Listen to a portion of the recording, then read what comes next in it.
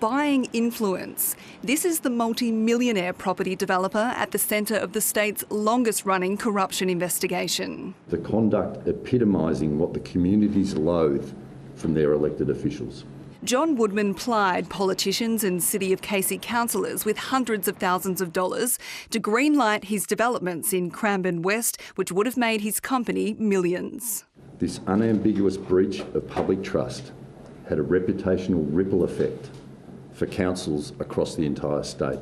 His main targets, Councillor Sam Aziz and former VFL footballer Jeff Ablett, who took more than $1 million from Mr Woodman in suitcases of cash and money stuffed in shopping bags in secret meetings in Subway restaurants.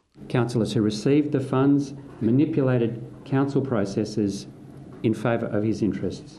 But it didn't stop there. The 5-year investigation lifted the lid on a pay-for-access culture across both major political parties, detailing how John Woodman was able to dine with Daniel Andrews through big donations to the Labor Party. I behave appropriately at all times.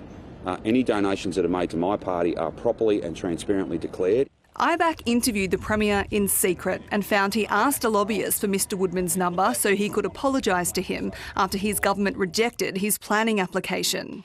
Victorians can't get an apology out of this Premier for cancelling the Commonwealth Games, but John Woodman can get an apology for delaying his precious development. There are no adverse findings that relate to me. Adverse comments were, however, made against several councillors, political figures and lobbyists, including sitting Labor MP for Cranbourne, Pauline Richards. Why did you accept donations from John Woodman? Who said she could have been more circumspect in accepting a generous $20,000 donation from Mr Woodman for her 2018 election campaign. This cash for access culture is something that Woodman and others in the hearings described as that's how you do business. Well, it shouldn't be how you do business in Victoria. Now the key players caught up in the corruption probe could face criminal charges, with IBAC providing evidence to the Office of Public Prosecutions. It's a matter for them to make a decision about whether there's any public interest and prospects for conviction. So where to from here? IBAC's made 34 recommendations to clean up councils and improve political donation reform. The Premier responded by promising to overhaul planning laws, but is yet to commit to banning donations from developers.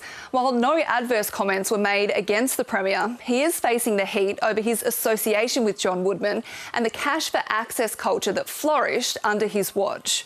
It's also the 5th IBAC investigation he's been involved in. And as the Premier's so adept at doing, he's pivoted, using this report to seize the opportunity to claw back planning powers from councils, which he'll need for the government's long-awaited housing reforms. But Daniel Andrews' critics are already questioning whether more power should be placed into the hands of government.